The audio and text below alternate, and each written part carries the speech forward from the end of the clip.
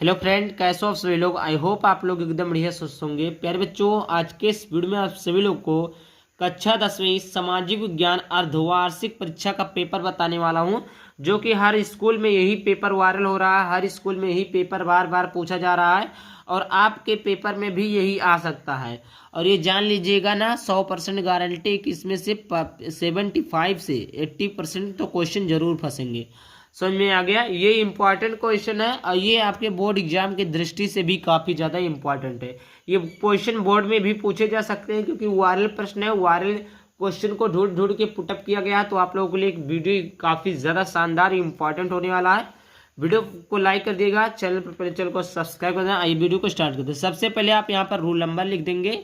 समय 2.5 घंटे रहेंगे। यहाँ पर आप लोग अपना नाम लिख देंगे। ठीक, आपका कौन सा विषय है? समाज विज्ञान। यहाँ पर देखिए नोट दिया हुआ है।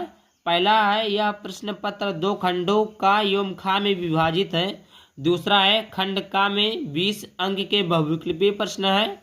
तीसरा है, खंड खा 50 अंकों का है। मानचित्र संबंधित 2 प्रश्न का। विश्व मानचित्र खा, भारत का मानचित्र। ये विश्व का मानचित्र रहेगा, भारत का मानचित्र रहेगा, 10 नंबर का रहेगा। ये आपका है।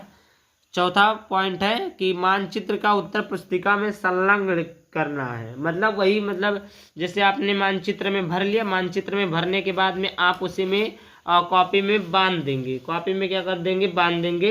और मैं आप लोगों को दिखाने का प्रयास करूंगा किस किस प्रकार आपका मानचित्र पूछा जाता है बोर्ड परीक्षा में। एक सेकंड आप लोग रुकिए। देखिए, इस प्रकार आपका बोर्ड परीक्षा में मानचित्र रहेगा। तो ये भारत का मानचित्र है ना, तो यहाँ पर क्या पूछा है? मानचित्र संबंधी 2 प्रश्न है का। विश्व का मानचित्र, भारत का मानचित्र। तो ये भारत का मानचित्र इसी प्रकार आपको दर्शाना रहेगा जिस प्रकार दर्शाया हुआ है। और इसको क्या करना होगा आपको? जैसे ये कॉपी है, ये आपका कॉपी है, ये कॉपी है ना, ये इस कॉपी में आपको इसी प्रकार ये आपको संलग्न कर देना, मतलब रख देना है और बांध देना। अब आपको कोई दिक्कत नहीं होनी चाहिए। आगे बात करते हैं खंड का। खंड का बहुविकल्पीय प्रश्न 20 क्वेश्चन दिए गए हैं। पहला दिया है सबसे मोस्ट इंपॉर्टेंट क्वेश्चन। ये आपका मोस्ट इंपॉर्टेंट क्वेश्चन है, हर साल बोर्ड परीक्षा में पूछा जाता है। ये हर साल पूछा जाता है कि फ्रांस की क्रांति हुई थी, कब हुई थी? 1783 ईस्वी में, 1789 ईस्वी में, 1790 ईस्वी में, 1792 ईस्वी में। तो फ्रांस की क्रांति 1789 ईस्वी में हुई थी। दूसरा प्रश्न है, वियना की संधि। वियना की संधि कब हुई थी? उससे पहले तीसरे प्रश्न को देख लेते हैं। तीसरा है, रालेक्ट एक्ट कब पारित हुआ था? 1919 ईस्वी में, 1920 में, 1922 में, 1924 में। तो रालेक्ट जो हुआ था 1919 ईस्वी में हुआ था।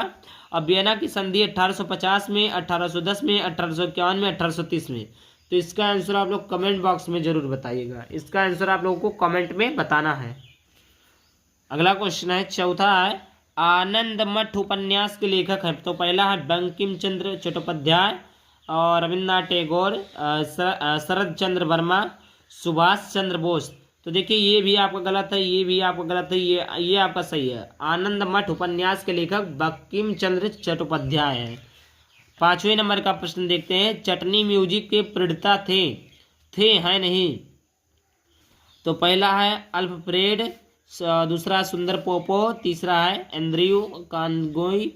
इनमें से कोई नहीं। तो इसका सही ऑप्शन हो जाएगा सुंदर पोपो। 6वें नंबर का प्रश्न है कि IMF की स्थापना हुई थी। IMF की स्थापना हुई थी जुलाई 1944 में, जून 1949 में, सितंबर 1940 में और अगस्त 1944 में। तो इसका ऑप्शन नंबर पहला सही है, जुलाई 1944 में। 7वें नंबर का प्रश्न है, जलोढ़ मिट्टी पाई जाती है, कब पाई जाती है? पर्वतीय क्षेत्रों में, मैदानी क्षेत्रों में, पठारी क्षेत्रों में, रेगिस्तानी क्षेत्रों में।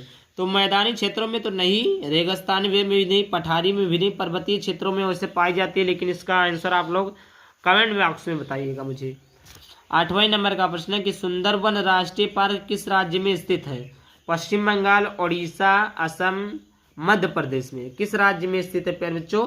तो सुंदरवन राष्ट्रीय पार्क पश्चिम बंगाल में स्थित है। कहाँ स्थित है? पश्चिम बंगाल में स्थित है। अगर आप लोगों को वीडियो पसंद आ रहा हो प्यारे बच्चों तो वीडियो को लाइक करके चैनल को सब्सक्राइब कर देना। उससे पहले मैं थोड़ा सा आप लोगों को इन्फॉर्मेशन दे देता हूँ। जैसे यहाँ पर देख लीजिए, यहाँ पर आ रहा क्या? दिवाली 5 दिन और बचा है। तो यहाँ पर हम लाए हैं अनमोल अकेडमी यूट्यूब चैनल 33, जिस पर आप देख रहे हैं। इसकी तरफ से कक्षा 10वीं और 12वीं के सभी छात्रों के लिए दिवाली धमाका ऑफर लेकर आए हैं, जो कि आपको 100 PDF खरीदने पर 100 से अधिक PDF मिल रहे हैं मात्र 49 रुपये में। ये हिंदी है, इंग्लिश है, मैथ है, साइंस है, आर्ट है, SST, कंप्यूटर, केमिस्ट्री, फिजिक्स सभी के नोट्स मिल रहे हैं। ये अंतिम युद्ध की तैयारी है, मात्र 2 महीने अंतिम युद्ध की तैयारी। तो आप लोग अच्छे से पढ़िएगा, अच्छे से देखिएगा। ये यूपी बोर्ड परीक्षा 2025 के लिए महासंग्राम वाला वीडियो है। और ये देखिए, अगर आप 49 रुपया मुझे देते हैं तो मैं आपको 100 से अधिक PDF दूंगा, चाहे वो हाई स्कूल का बच्चा हो, चाहे 12th का बच्चा हो। सिलेबस दूंगा, इंपॉर्टेंट क्वेश्चन दूंगा, मॉडल पेपर दूंगा। देखिए, इस पर आप सारी चीज़ें क्लास तो मिलेंगे, इन हैंड रिटन नोट्स रहेंगे, previous year question, previous year paper question, model paper, important question 2025 करेंगे। लेना तो आप लोग इस नंबर पर मैसेज कर सकते हैं, और वीडियो के डिस्क्रिप्शन में सारा कुछ दिया हुआ, वहाँ से आप लोग जानकारी प्राप्त कर सकते हैं। देखिए, मात्र 49 रुपये में है, इससे ज़्यादा कुछ नहीं। आगे बढ़ते हैं। प्रोजेक्ट टाइगर की स्थापना हुई थी। प्रोजेक्ट टाइगर की स्थापना हुई तो 1972 ईस्वी में, 1974 में, 1975 में नहीं, 1973 ईस्वी में हुई थी। आगे बात करते हैं। अगला क्वेश्चन है कि भांगड़ा नागल बांध परियोजना किस नदी पर स्थित है? महानदी, सतलुज, चिनाव, कृष्णा। तो ये जो भांगड़ा नंगल नदी बांध है, ये इस पे भी नहीं, इस पे भी नहीं, सतलुज नदी पर स्थित है। आगे बात करते हैं 11 नंबर का प्रश्न कि श्रीलंका कब एक स्वतंत्र राष्ट्र बना? श्रीलंका कब एक स्वतंत्र राष्ट्र बना? 1947 ईस्वी में, 1957 ईस्वी में, 1981 में, 1948 में। तो ये बना था 1948 ईस्वी में। आगे बात करते हैं अगले प्रश्न की तरफ कि लोकतंत्र में सत्ता किसके हाथ में होती है? तो लोकतंत्र की जो सत्ता होती है, कार्यपालिका, विधायिका, सरकार, जनता। तो देखिए, जनता के द्वारा, जनता के लिए, जनता द्वारा चुनी गई सरकार होती है। मतलब जनता क्या होता है? सांसद को वोट देता है, तभी तो प्रधानमंत्री बनते हैं। तो किसके हाथ में होती है? जनता के हाथों में होती है। इसका ऑप्शन नंबर डी सही है, जनता। आगे बात करते हैं 13 नंबर, सबसे आसान और सबसे इम्पोर्टेंट है। ये सबसे इम्पोर्टेंट है। बेल्जियम की राजधानी है, कहाँ है? लंदन में है, पेरिस में है, बर्लिन में है, ब्रुसेल्स में है। तो बेल्जियम की राजधानी कहाँ? ब्रुसेल्स में है। आगे बात करते हैं निम्नलिखित में से कौन सा संघीय सूची का विषय नहीं है? तो पहला रक्षा, कृषि, व्यापार, शिक्षा। कमेंट में बताओ। 15 नंबर का प्रश्न है जम्मू अलग है और कश्मीर अलग है। तो जम्मू और कश्मीर राज्य को किस वर्ष 2 भागों में बांटा गया है? 2010 में, 2018 में, 2020 में, 2021 में। इसका भी आप लोग कमेंट बॉक्स में बताइएगा। ये जीके की चीज़ें आपको याद होनी चाहिए। 16 नंबर का प्रश्न है कि भारत के किस राज्य में शिशु मृत्यु दर निम्नतम है? तो पहला केरल, हरियाणा।